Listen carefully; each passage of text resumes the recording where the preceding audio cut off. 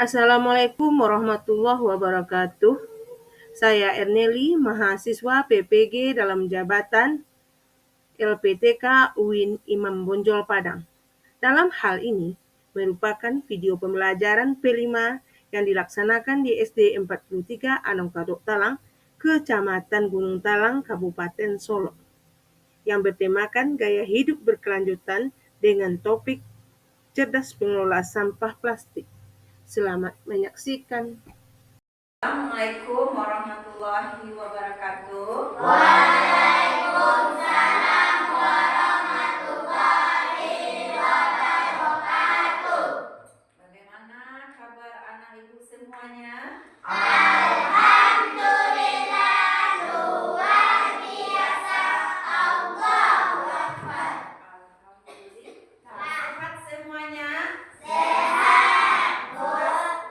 Baiklah, pada kesempatan kali ini ibu akan menyampaikan tentang P5. Tahu artinya P5? Apa itu P5? Nah, coba anak ibu tunjuk tangannya dulu. Ya, Akbar. Proyek penguatan profil belajar Pancasila. Iya. Proyek penguatan profil pelajar Pancasila. Di sini di sekolah kita ini tema yang kita ambil adalah gaya hidup berkelanjutan. Di sini kenapa kita ambil gaya hidup berkelanjutan? Karena di sekeliling kelas atau sekeliling sekolah kita banyak sampah yang berserakan. Di sini ada sampah yang bisa dikelola dan sampah yang tidak bisa dikelola. Makanya kita ambil gaya hidup berkelanjutan. Nah, di sini P5-nya tidak bisa dikerjakan oleh misalnya guru kelas sendiri. Tidak.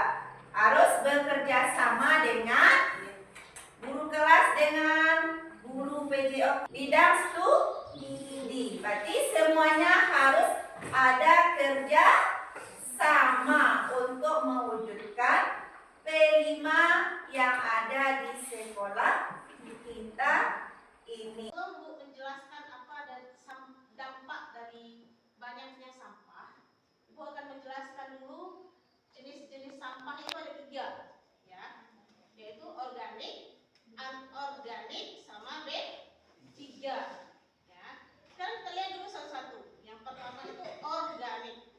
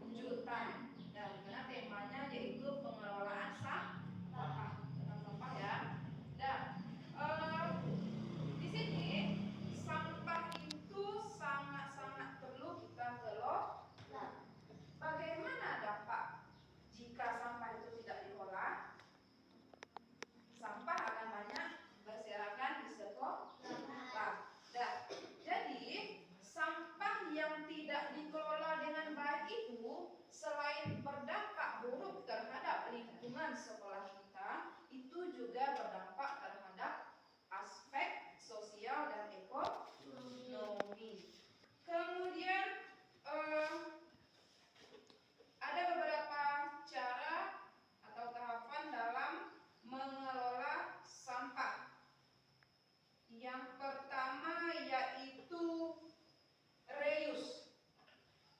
Apa itu reuse? Ada yang tahu? Tunjuk. Apa? Reuse. Use itu artinya menggunakan. Apa sih? Reuse merupakan cara mengelola sampah dengan menggunakannya kembali. Kalau use itu berarti kita menggunakan, yaitu kembali. Jadi kita menggunakan kembali sampah yang ada itu supaya bisa lebih bermanfaat. Dan contohnya seperti yang dikatakan oleh Razi tadi, benar ya Razi? Dan yang kedua yaitu reduce, yaitu pengelolaan sampah dengan cara mengurangi segala sesuatu yang menyebabkan timbulnya sampah. Apa contohnya? Contoh reduce ini,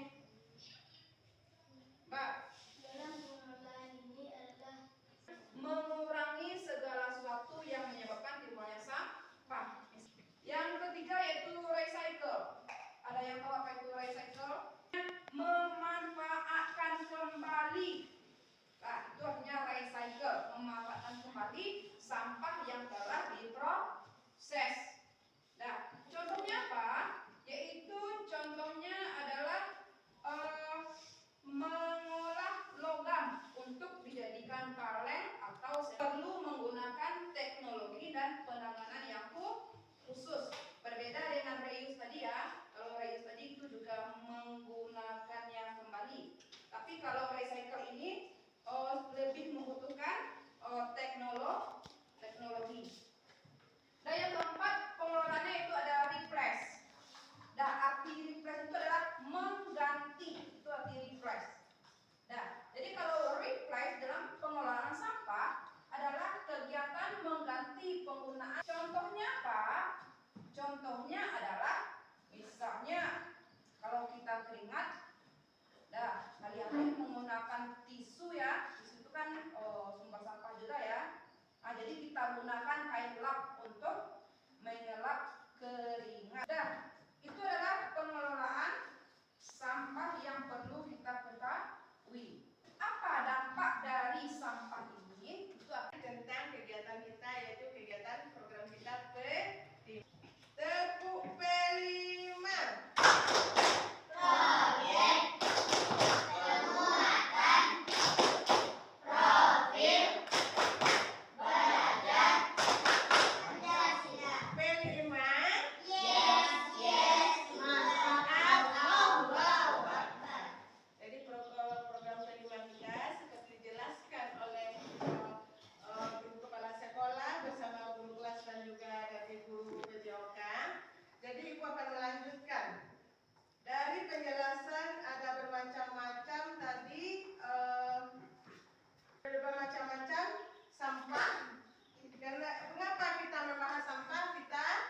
Karena kita ini tadi mengambil temanya hidup berkelanjutan. Dengan tema hidup berkelanjutan dan pintar mengolah sampah plastik. Jadi pintar mengolah sampah plastik ini termasuk apa dia? Sampah apa tadi? Sampah plastik ini dari 3 macam-macam